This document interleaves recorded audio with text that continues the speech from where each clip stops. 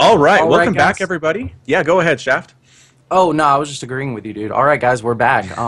So basically, we were having some technical difficulties with the observer interface and stuff like that. We've got all that fixed. We want to produce the best show possible for you guys now. So we're hopping into the games. The map is going to be Echo, another great standard kind of no BS, no tricksy stuff map. You know, it's not four-player. You can't really do a two-racks rush and not expect to get scouted out. Really good map. Really good choice here for Hydra, I think. Absolutely, an excellent choice for the Zerg player. And as we get started here in 5 seconds, I mean, I have to admit I'm surprised by this early result. I called this Hydra 4-2, and right now it is LiquidBunny 1, Hydra 0. It's going to be a little bit of an uphill climb for my favorite Zerg player at this point.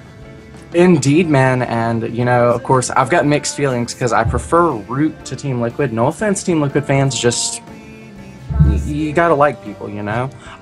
But I still feel like, you know, Bunny's got a shot here. I think he's been hiding his potential a little bit, but he's sick and tired of losing to Hydra. You'd be too. So, you know, he's been hiding builds. We're about to see his best. For sure.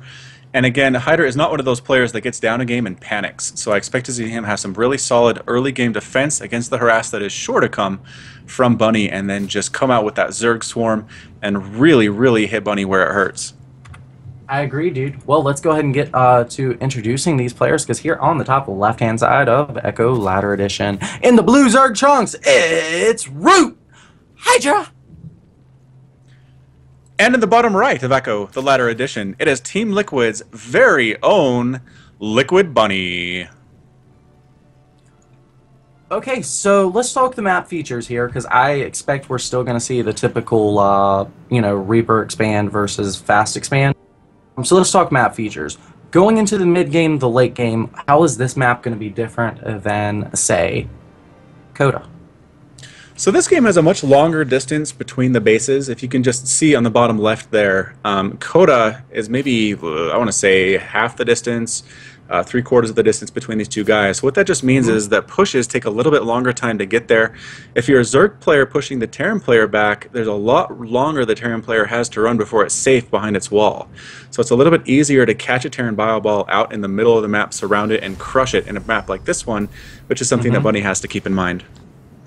I definitely agree, man. And my main issue, or I wouldn't say issue, but like the big thing that I think is going to play a factor here is the way the third is set up here for our Zerg friend. You've got a cluster of 3 here, so it gets to a 3 base game pretty easily. But honestly, where do you put a 4th?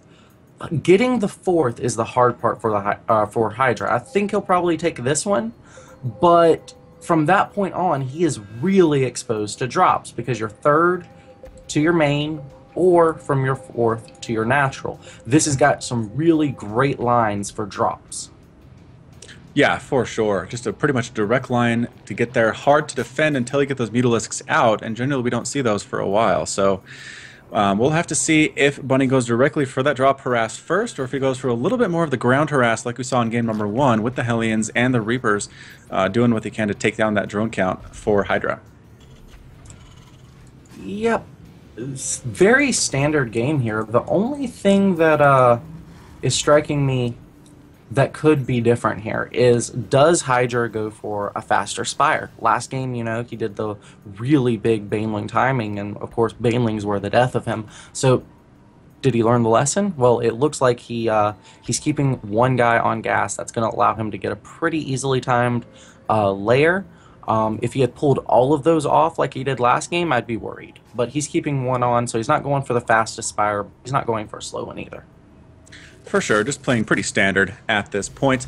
We are sending out some scouting lings across the map. He says, "Where's my friend Bunny? I haven't seen any Reapers yet. I haven't seen any Hellions. Something sneaky is going on." And yeah, the answer is a pretty darn quick command center from LiquidBunny, following it up with a couple barracks. Looks like 3 of them in total, and with that bunker at the front, that's going to be pretty safe from any small Zergling harassment. And I would look to see Bunny take his 3rd base pretty darn soon. See, I have to be honest. I'm having a nerdgasm over here, because typically you see one of 2 things. When you see an opener like this, it's either a Hellbat all-in or a late-game mech. You don't ever really see Bio follow up someone doing Marine expands. This was not a Reaper expand. There was no Reaper, as you pointed out. He did the really fast orbital command, and now he's following it up with 2 barracks. There is no factory, no Hellions. This is totally bizarre in, like, the last year and a half. You haven't seen this since, what, 2013 MLG Raleigh?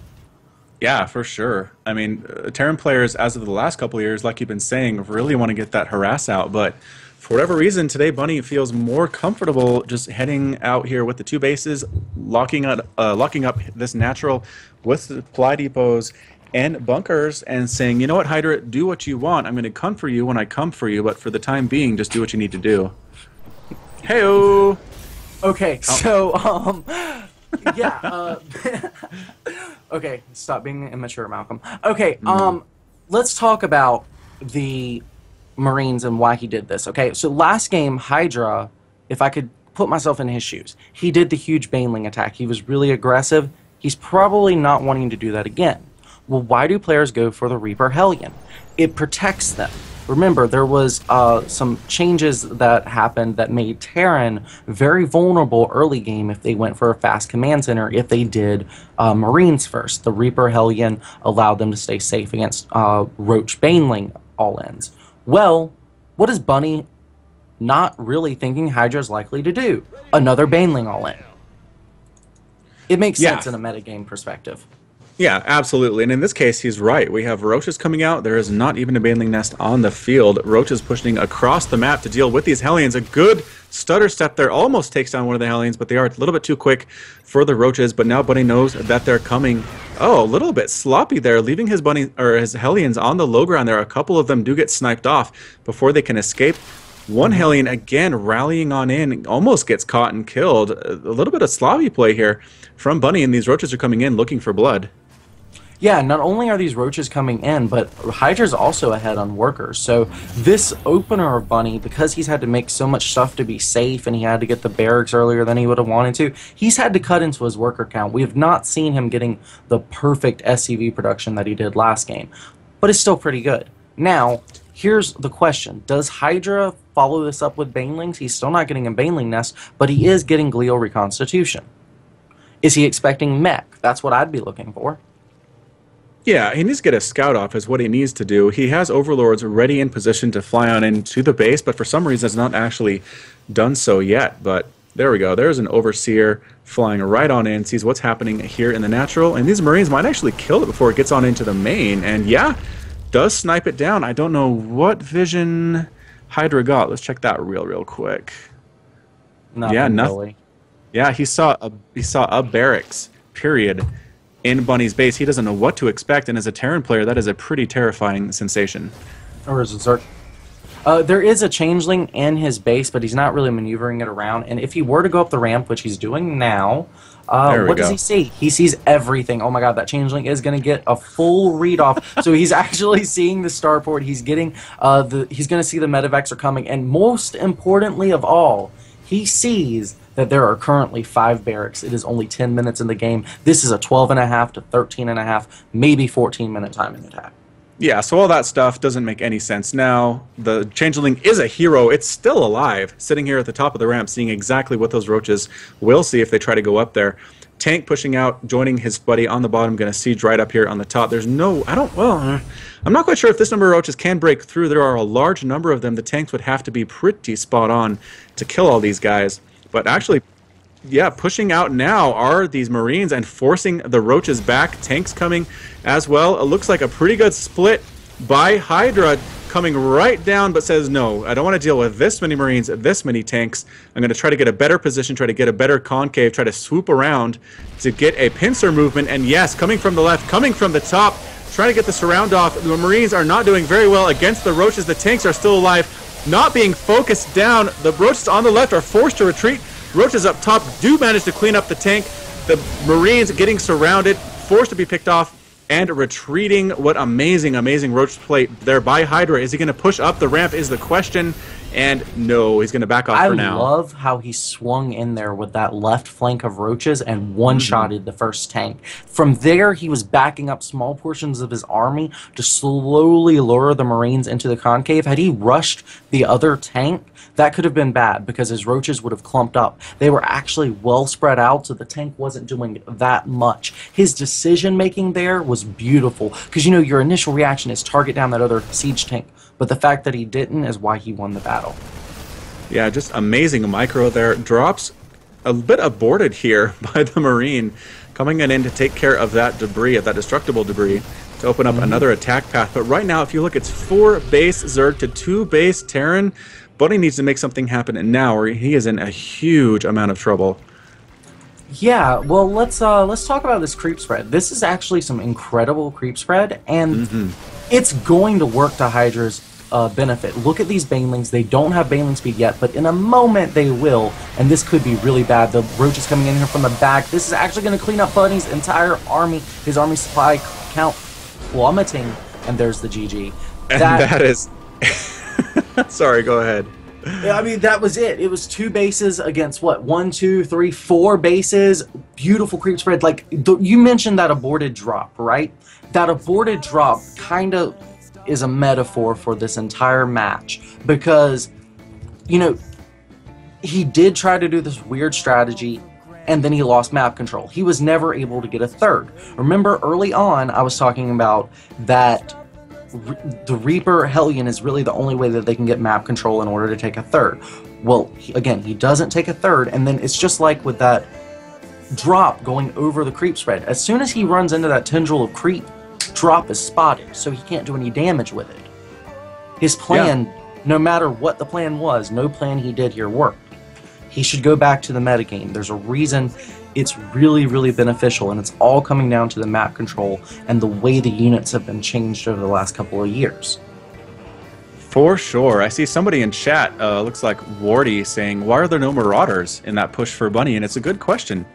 I mean, he knew there were roaches out, he made a ton of Marines and just a couple tanks. I feel like with a higher Marauder count, he might have been able to handle that, but pretty difficult anyway. Yeah, I agree, because even if, like, let's even assume that the Marauders die instantly, and they're not able to do any damage to the roaches, they're able to absorb the baneling shots, and those were not speed banelings initially. So, yeah, I would have loved to have seen more Marauders. The guy's spot on with that. Absolutely. All right, so we're going to go ahead and move on to game 3 here, tied 1-1, getting that set up. But in the meantime, I was just wondering, Shaft, I heard you had a couple experiences with your banelings yesterday you were really frustrated about. You want to explain what happened there in one of your games? Yeah, dude. Fungal growth. Okay, look, my internet, it's not the best. There's a reason I get Coulter, because he's an awesome dude, to do our streaming here, because I couldn't do anything better than 360p. Well, I started experimenting with this software called What the Fast. It's a VPN network, and basically I don't really know all the science behind it, but as far as I understand it, it basically cuts down some of like the unnecessary traffic that confirms whether messages was sent or received or something like that. Basically, it makes the distance shorter between me and BattleNet by adding like an extra jump in there, and it hasn't dropped my ping any. Like, it really hasn't done anything for my connection or my latency or anything, but it's stable. I'm not getting the frame jumps that I would occasionally get from my internet because it would fluctuate a lot, and this kind of stabilizes it. So, you know, I was playing some more Zerg versus Zerg because it was fungal growth versus banelings, and you know what? I was able to kill a lot more stuff with really well split banelings because when stuff mattered, stuff died.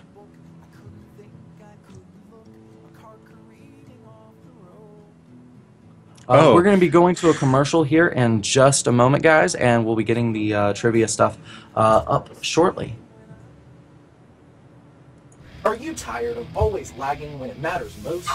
VPN technology can help by allowing your connection to bypass congestion on routes at any number of private networks located near your game server, further reducing unnecessary ping times. Speed, stability, security. What the fact?